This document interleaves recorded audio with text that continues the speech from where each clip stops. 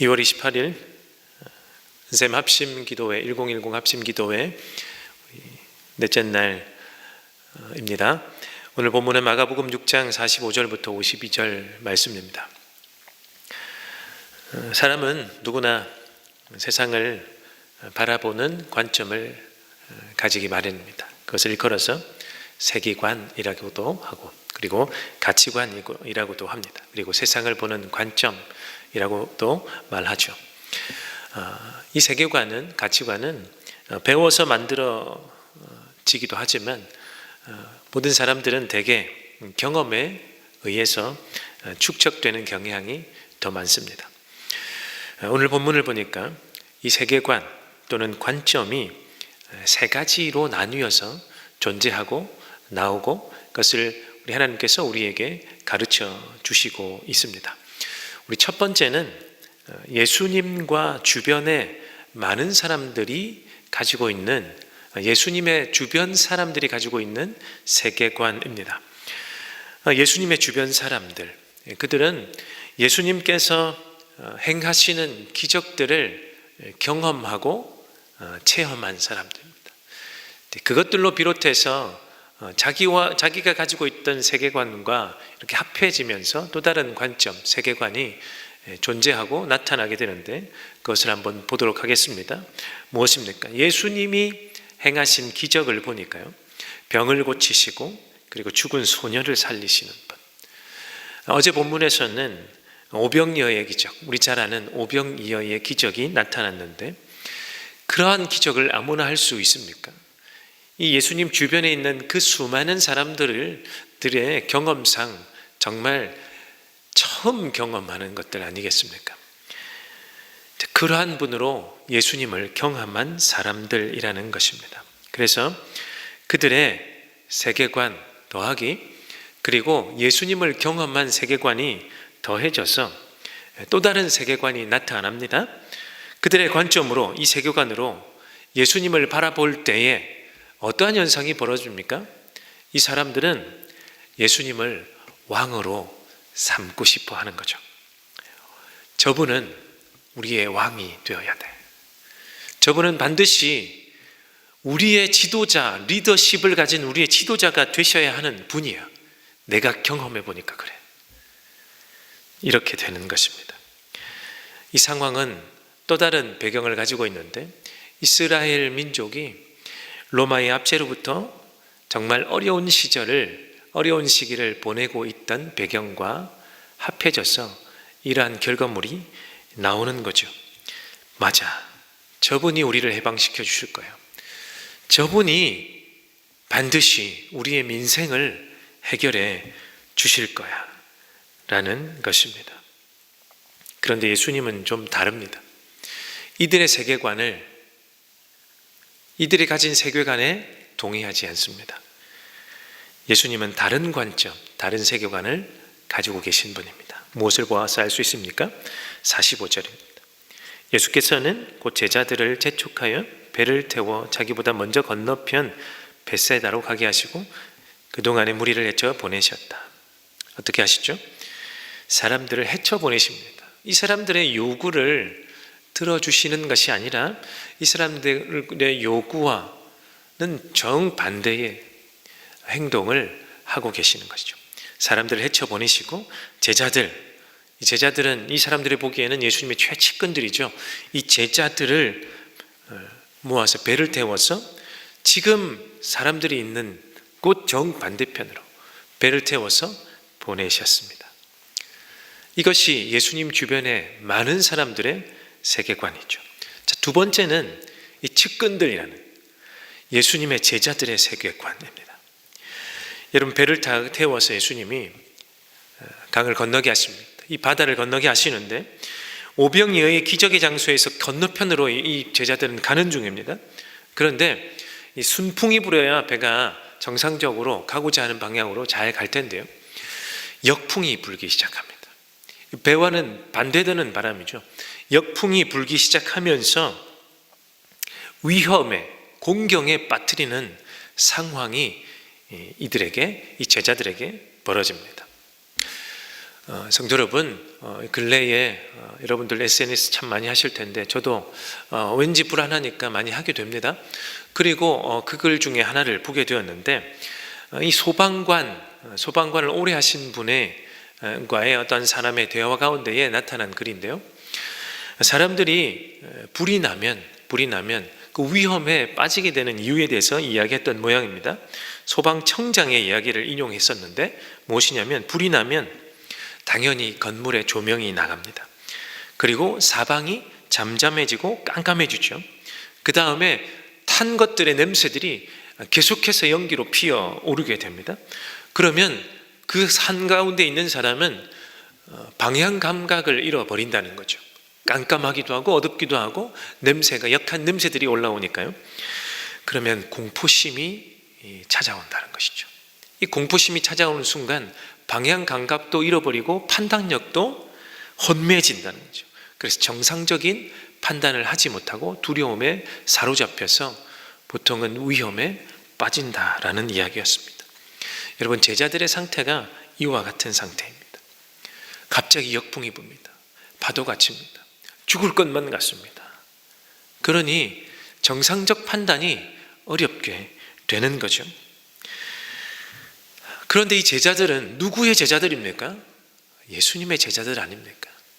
그러면 이 가운데, 이 위기 가운데서 정상적 판단, 합리적 판단, 그들의 경험에 기반한 제대로 된 판단을 내리면 어떻습니까? 자기들의 스승인 예수님이 메시아 아니겠습니까? 그것만 기억해도 마음의 평안이 와야 하는 것입니다. 최측근들, 제자들이니까요.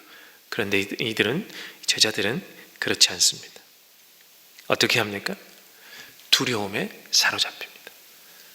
두려움에 사로잡히니까 정상적 판단이 되지 않습니다. 예수님은 이 장면을 미리 아시고 물 위를, 이 바다 위를 걸어오시죠. 그런데 어떻게 해요? 제자들은 걸어오시는 분을 모릅니다. 누구신지 모릅니다. 심지어는 물 위를 걸으시는 걸 보니까 예수님이라고 판단하신 게 아니라 어떻게 해요? 유령이다, 이렇게 하게. 성도 여러분, 우리도 예수님의 제자 되기를 원합니다. 그러나 어떻게 해요? 첫 번째 세계관을 가진 군중들처럼, 또한 두 번째 세계관에 빠진 이 제자들처럼 위기 가운데, 그리고 내가 처한 상황 가운데 우리 생각을 함몰시켜버리고 빠뜨려버리면, 내가 예수님을 알고 있다 할지라도, 내가 예수님의 은혜를 경험했다 할지라도 내 앞에 경험들, 나에게 불어닥친 풍랑들, 어려움들, 위기들에 빠져서 우리 또한 정상적 판단을 하기 어려울지도 모르겠습니다. 제자들은 이 일상에 불어닥친 위기 가운데 함몰된 세계관을 오늘 이 말씀 가운데 보여주고 있습니다. 그럼 마지막으로 한 세계관이 여기에 나타나는데요. 누구의 세계관? 바로 예수님의 세계관입니다. 그러면 예수님은 어떠하기를 원하시느냐?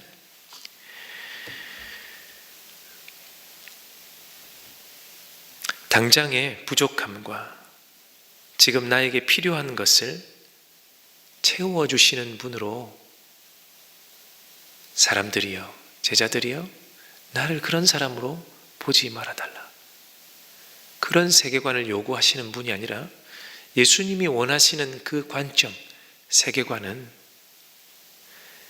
예수님과 같은 관점, 세계관이기를 원하시는 것입니다. 예수님의 세계관은 무엇입니까? 인류를 위해 내가 이 땅에 온 목적이 있다. 무엇입니까? 나는 죄인을 구원하러 온 하나님의 아들 메시아다.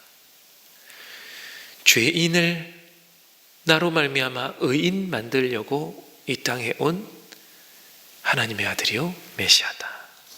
이것입니다.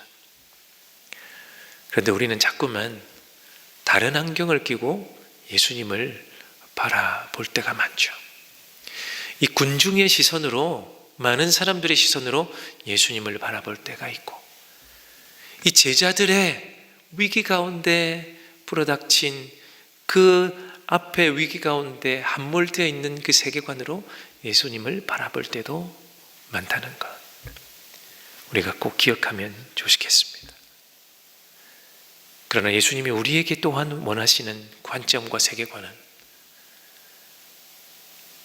나를 믿어 의에 이르고 하나님으로부터 죄사함 얻어 하나님의 백성 되기를 원한다. 그것으로 족하다. 그 정체성을 가지고 이 땅을, 이 하나님 나라를 살아가기를 원한다. 이것이 하나님께서 우리에게 원하시는, 예수님을 통해 우리에게 원하시는 세계관이요, 하나님 나라의 백성들의 관점이라는 것, 우리 꼭 기억하시면 좋겠습니다. 우리 함께 기도하겠습니다. 우리 오늘도 세 가지를 위해서 기도할 텐데, 우리 첫 번째는 오늘 말씀을 가지고 함께 기도하겠습니다. 하나님, 내가 하나님의 눈으로, 하나님의 마음으로, 오직 예수 그리스도의 말씀 가운데 비추인 그 세계관으로 이 땅을 살아가게 하옵소서. 우리 첫 번째 기도해 주시고, 우리 두 번째는 우리 목장을 위해서 기도해 주십시오. 현재도 이 코로나19로 인해서 목장 모임을 못하고 있죠. 함께 모이지 못하는 상황 가운데 있지만 우리 함께 서로 기도할 줄로 믿습니다. 우리 함께 기도해 주실 때, 하나님, 지금 흩어져 있지만 이 흩어진 가운데에도 우리에게 끊임없는 은혜를 허락하여 주시옵소서. 그리하여 이 위기의 상황이 끝났을 때, 다시 함께 목장으로 만났을 때 정말 그 풍성한 은혜로 나눔할 수 있는 그때를 기다려오니 우리에게 지금 이때도 은혜를 내려와 주시고 우리 목장들, 모든 목장들을 붙들어 주시옵소서. 우리 목장의 모든 식구들을 붙들어 주시옵소서. 은혜 내려와 주옵소서. 우리 두 번째로 기도해 주시고, 우리 마지막은 이 나라를 위해서 기도해 주시기 바랍니다. 우리 질병관리본부 직원들로부터 일선의 공무원들이 너무너무 수고 많이 하고 있습니다. 하루에도 10,000명이 육박하는 사람들을 검진하기에 이르고 모든 확진자를 찾아내기 위해서 정말 혼신의 노력을 다하고 있습니다. 우리 그들을 위해 기도해 주시고, 우리 위정자들을 위해서 기도해 주십시오. 올바른 판단으로 이 위기를, 이 국난을 잘 극복해 나갈 수 있도록 하나님이 진두지휘하여 주옵소서. 그들에게 지혜를 허락하여 주시옵소서. 그리고 온 국민이 한 마음 되게 하시옵소서. 이 와중에도 국론이 불년되는 희한한 상황을 겪고 있지만 하나님 은혜 내려주셔서 한 마음으로 이 위기를 이겨낼 수 있게 하옵소서. 우리 나라와 민족을 위해서도 우리 세 번째 기도해 주시겠습니다. 이 세 가지를 위해서 1010 기도해 주시고, 우리 나누어 드린 기도의 제목으로도 기도해 주시기를 부탁드립니다. 우리 마지막으로 제가 대표로 기도하고 오늘 마치도록 하겠습니다. 하나님, 우리에게 주신 은혜가 가히 셀 수 없을 만큼 크다는 사실, 하나님, 우리가 알고 있습니다. 우리가 주님의 은혜를 경험하여 알고 있습니다. 그런데 하나님, 세상에 이런 어려움 저런 어려움 겪다 보니 이 은혜가 잠깐 가리워질 때가 있습니다. 하나님, 우리의 연약함을 불쌍히 여겨 주시옵소서. 하나님, 이때 어려운 때에 간절히 기도하는 우리에게 하나님 또 다른 하나님의 은혜를 경험하게 해주셔서 나에게 씌워진 모든 색안경들이 벗어지게 하시고 오직 예수님이 원하시는, 우리 하나님께서 원하시는 세계관, 이 관점이 있게 가질 수 있게 도와주시옵소서. 그리하여 하루하루 함께 모이지는 못하지만 이때에 하나님 주시는 은혜를 경험하게 하옵소서. 하나님, 우리 모든 목장을 붙드시옵소서. 하나님, 흩어져서 기도하는 이때에 하나님 지금까지 경험하지 못했던 은혜를 내려와 주셔서 흩어져서 기도하는 이때에도 하나님은 역사하시고 일하시는 분임을 하나님 우리가 체험하게 도와주시옵소서. 이후에 다시 만난 날을 기대하고 소망하며 기도함으로 하나님 잘 우리 영적인 모습들을 잘 준비해 나가 함께 만났을 때 감사가 곳곳에서 뿜어져 나오는 역사 있게 하옵소서. 그리고 하나님, 우리 나라를 붙드시옵소서. 이 나라와 민족을 붙들어 주셔서 이 국난을, 이 위기를 한 마음으로 잘 이겨낼 수 있도록 주님 도와주시옵소서. 우리 민족을 세계의 만방 가운데 세워주셔서 이 국난을 이겨냄으로 말미암아 이 모든 하나님 경험들을 세계에 공유하는 위대한 민족 되게 하나님 도와주실 줄로 믿습니다. 우리 온 성도들, 이 대한민국의 모든 성도들, 하나님의 백성들을 비롯한 이 모든 국민들을 하나님께서 굽어 살펴 주실 줄로 믿고 감사드리고 예수님의 이름으로 기도하옵나이다. 아멘.